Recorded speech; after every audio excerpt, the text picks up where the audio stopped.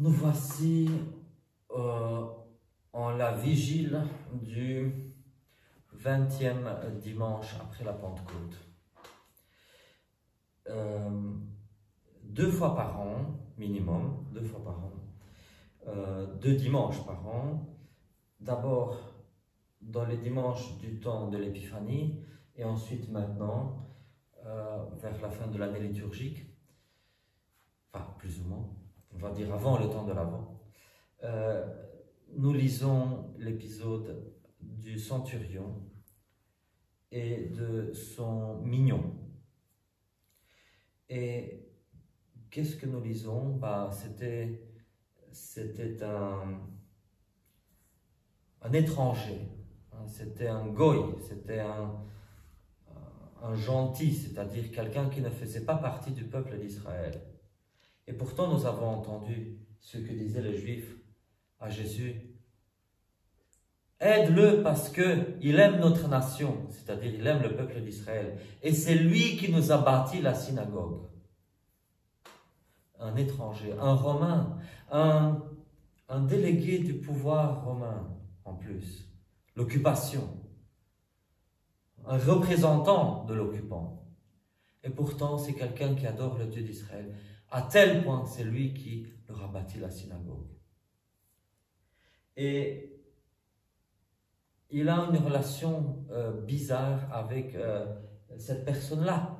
Bizarre du point de vue des écrivains juifs qui ont décrit l'épisode d'aujourd'hui. Pour certains, c'est l'enfant, pour les autres, c'est l'esclave, pour les autres, c'est le fils. Ils ne savent pas trop comment définir la relation entre ces deux hommes. Un plus âgé, un plus jeune, mais qui sont vraisemblablement en couple. Mais les Juifs ne connaissaient pas ce genre de couple, que connaissaient les Romains. Donc c'est pour ça que c'est la seule explication pour laquelle les différents écrivains bibliques, parce que l'épisode est relaté chez Jean, chez Luc et chez Matthieu, ils ont des mots différents. Et selon le vocabulaire biblique, souvent, les gays étaient considérés comme des eunuques. L'eunuque, au sens strict, celui qui a été châtré. Mais on voit, il y a plusieurs cas, on voit que dans d'autres passages des évangiles, qu'il ne s'agit pas que de ceux qui ont été châtrés machinalement, mécaniquement, mais aussi une figure de style pour parler aussi de ce qu'on appelle aujourd'hui les gays.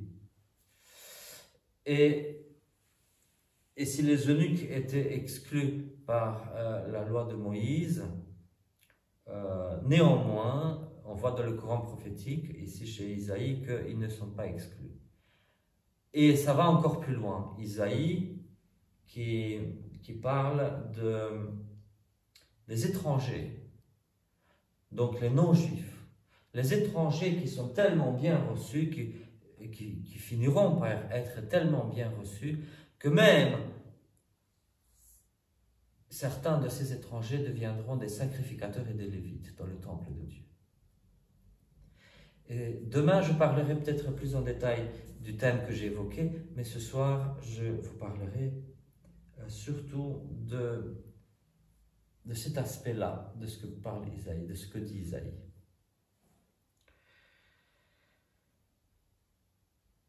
Nous avons l'impression, quand nous lisons l'Ancien Testament, nous sommes souvent un peu fondamentalistes, parce que nous prenons notre Bible et nous croyons, comme des innocents, que tout le monde dans l'Ancien Testament avait exactement le même canon des Écritures que nous autres. Nous imaginons, par exemple, que le prophète Isaïe a lu la Genèse, l'Exode, etc., etc. Et nous avons aussi l'impression que tout est écrit dans l'ordre et que tous ces écrits étaient acceptés dans l'ordre par tout le monde. Nous sommes un peu naïfs quand nous avons l'impression que tous les Juifs du temps de Jésus avaient exactement les mêmes écritures que nous dans notre Ancien Testament et que s'ils devaient célébrer la Pâque, forcément, ils n'avaient qu'à tourner les pages du Pentateuque et voir comment on célèbre la Pâque. et que tout était réglé comme sur du papier à musique. Mais nous nous trompons grandement, grandement. Comme je l'ai dit, nous lisons dans la loi de Moïse que les eunuques sont retranchés.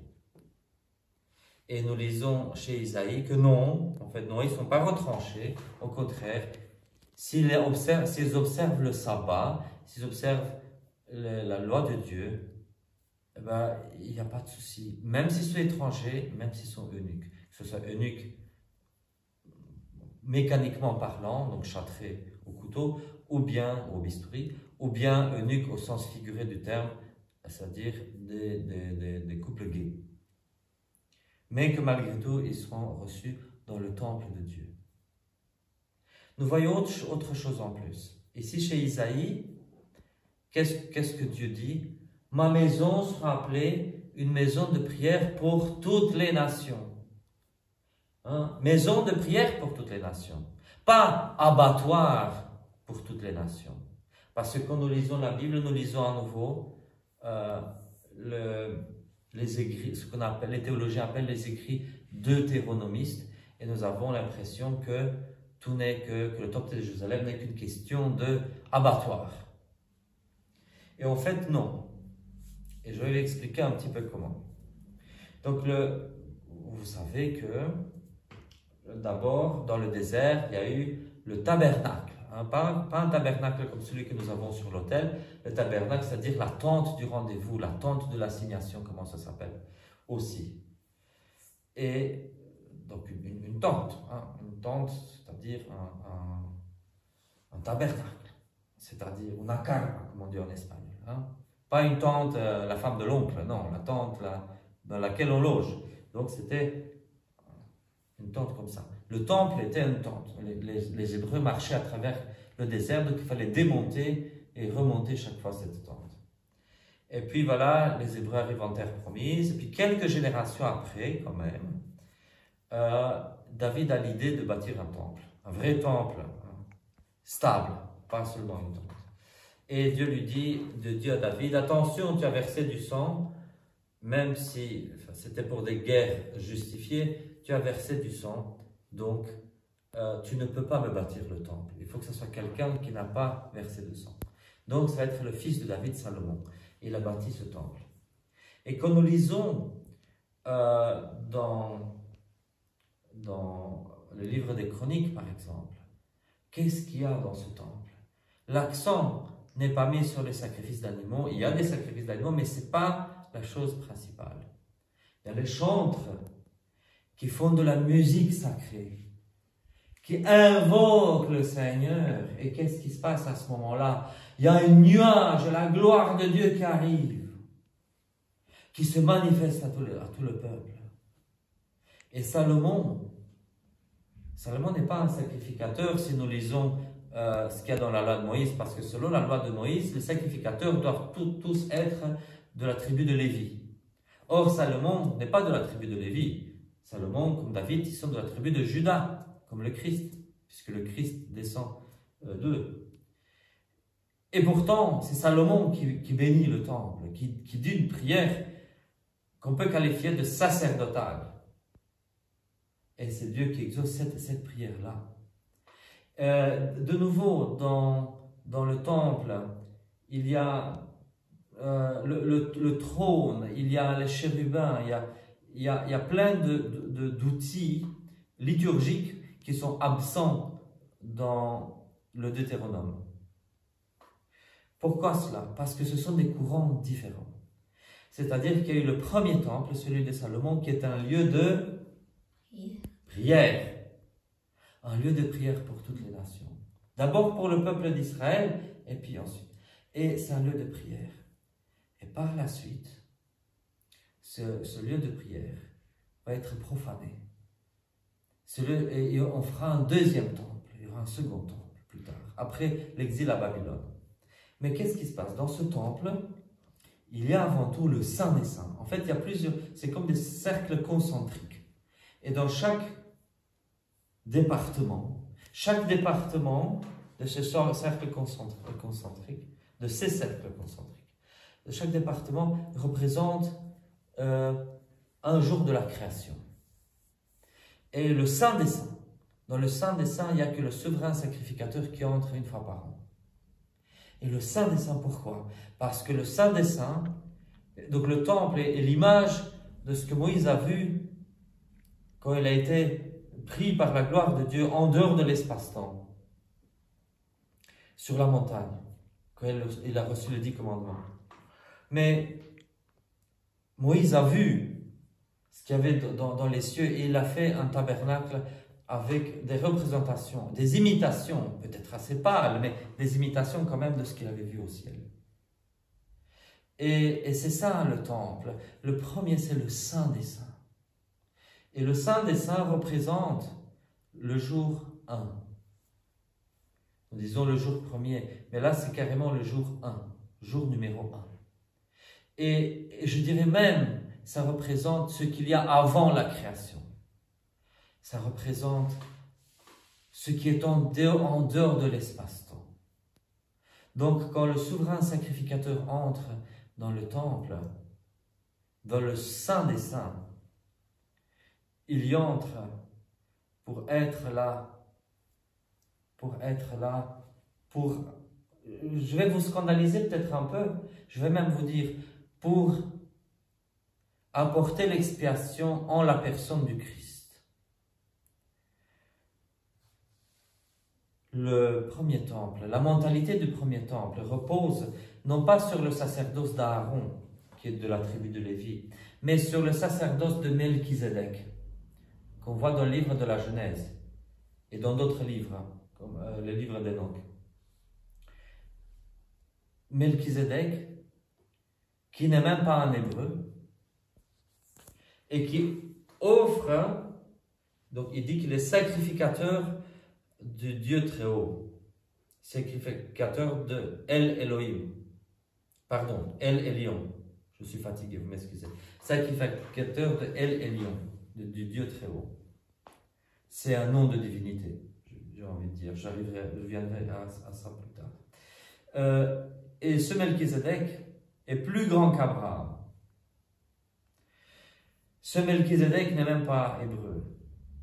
Et ce sacrificateur de Dieu très haut, qu'est-ce qu'il offre? Du pain et du vin. Il offre du pain et du vin. Ah, intéressant.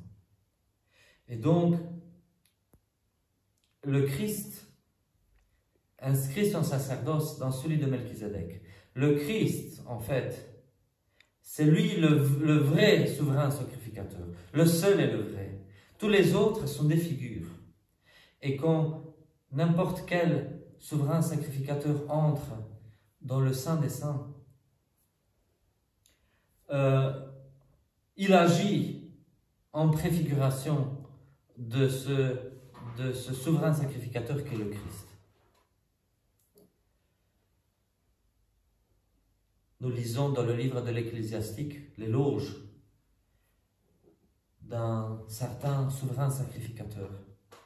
Et l'auteur du livre de l'Ecclésiastique nous dit « Ah, qu'il était beau, qu'il était resplendissant dans ses ornements sacrés, avec les clochettes autour de ses ornements et tout ça. » Et il faisait la fumée de l'encens et il nous dit quelque chose d'intéressant. Et il prenait le raisin. Et il prenait le jus du raisin et il offrait en sacrifice sur l'autel le jus du raisin. Mais si nous lisons le Pentateuque, il n'est absolument pas question d'un sacrifice végétal, d'un sacrifice autre que des sacrifices d'animaux. Et pourtant, l'auteur de l'Ecclésiastique nous parle d'un certain souverain sacrificateur qui a offert du vin.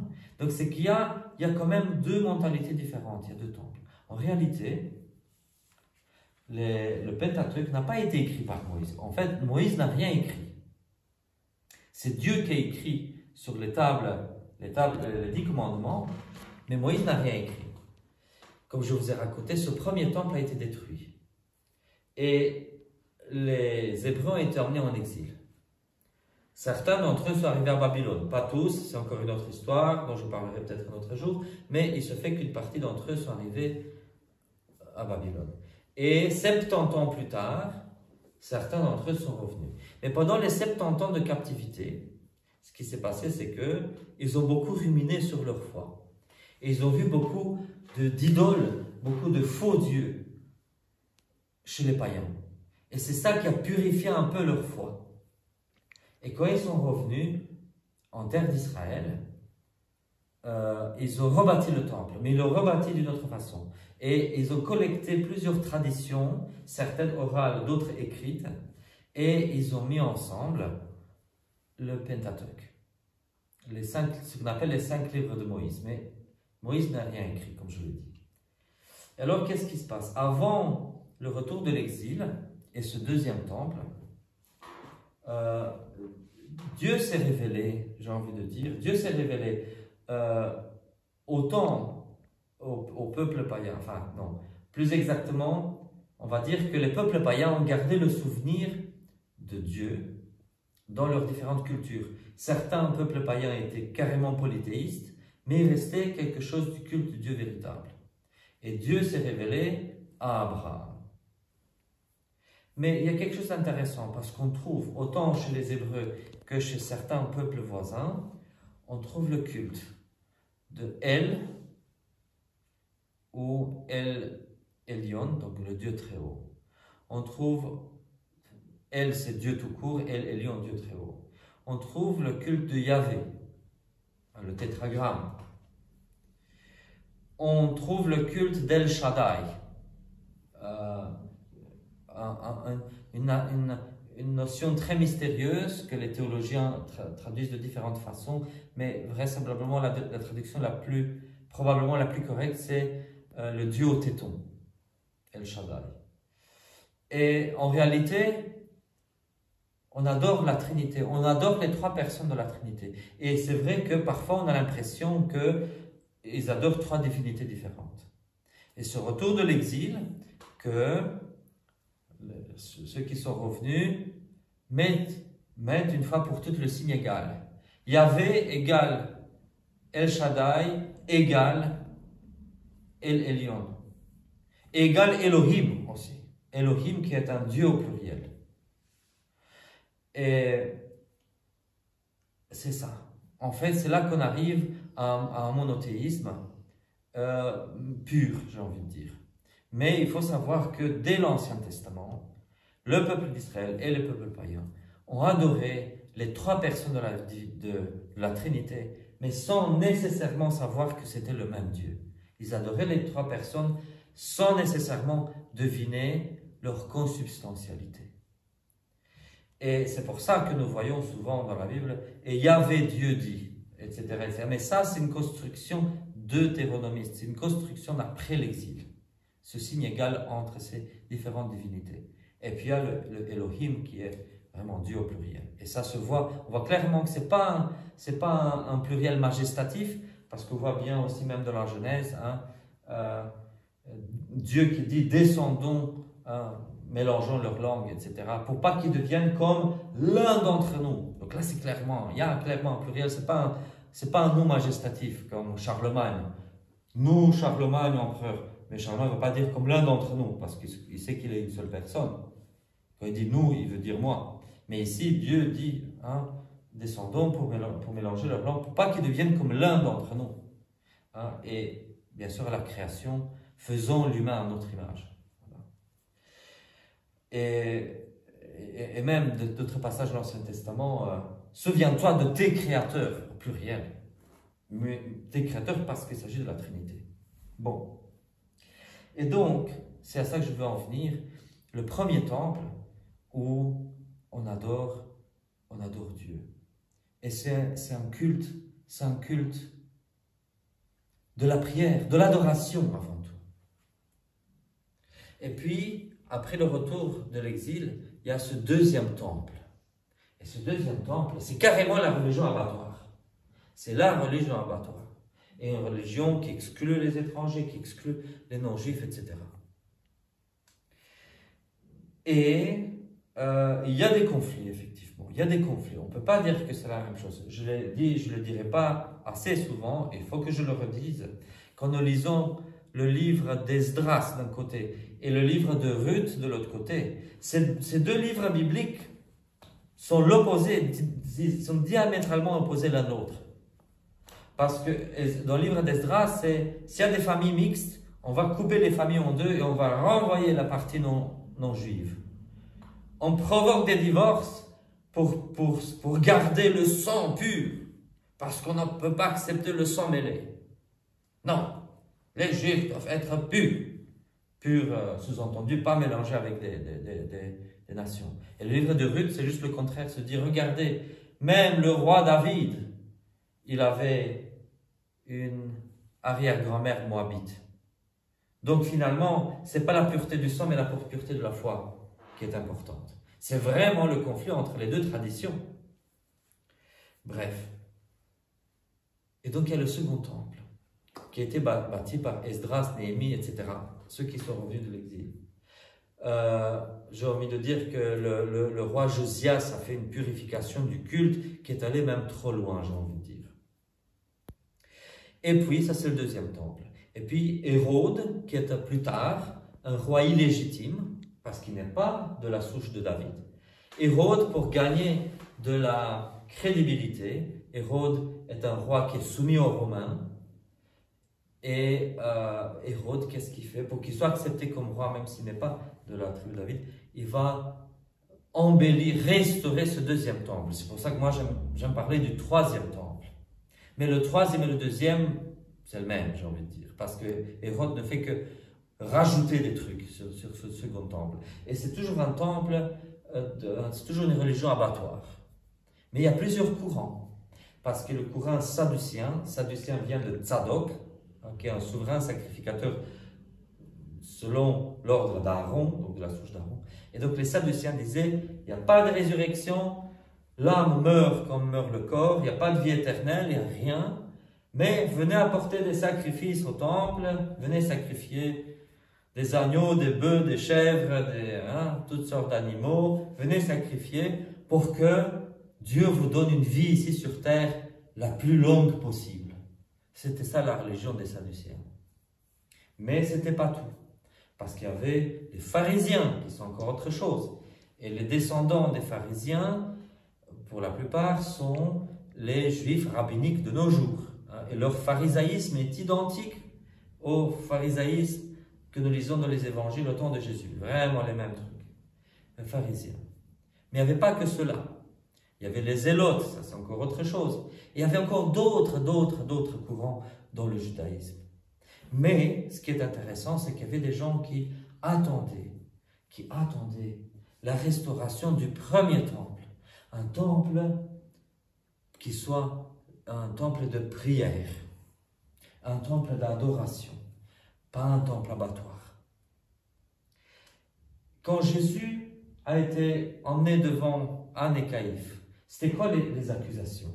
Qui sait me dire les accusations qu'on a portées contre Jésus? Qui s'est détruit le temple et... Exactement! C'est ça, il y a des témoins qui disent, il a dit qu'il va détruire le temple et va le rebâtir en 3 jours. Et Anne, le souverain sacrificateur, il ne va pas dire est-ce que c'est vrai. Tu es le Messie ou tu vas rebâtir le temple, détruire, rebâtir, c'est la même. Ça fait partie, ces deux facettes de la même monnaie, de la même pièce. Parce que ce Messie doit être le souverain sacrificateur selon l'ordre de Melchisédek qui doit détruire ce second temple, ou second ou troisième temple, selon et en fait rebâtir le premier temple. Rebâtir le premier. C'était ça le souci. Et c'est ça que Jésus est venu. Alors notre religion chrétienne, ce n'est pas une nouvelle religion. On a un ami qui nous dit souvent, Jésus n'est pas venu inventer une nouvelle religion. Et je suis complètement d'accord avec lui. Jésus n'est pas venu faire une nouvelle religion. Mais Jésus est venu restaurer et accomplir cette religion hébraïque du premier temple. Et voilà. Je pourrais développer ça une autre fois. J'ai beaucoup parlé. Je vais me limiter à cela aujourd'hui. Et demain matin, peut-être qu'on parlera un petit peu plus de cette histoire du centurion et tout ça. Et maintenant, nous, ici, en Église, nous sommes en Église. Nous sommes la restauration du premier temple. Nous avons notre souverain sacrificateur, Jésus-Christ. Yahvé, il est Yahvé. Il est cette seconde personne de la Trinité qui a été adorée dans l'Ancien Testament et même par les païens sous le nom de Yahvé, qui est devenu un nom imprononçable, pour des raisons que je ne vais pas développer ici. Et donc, c'est ici en Église que nous sommes dans le premier temple, que nous sommes dans la religion véritable. Amen.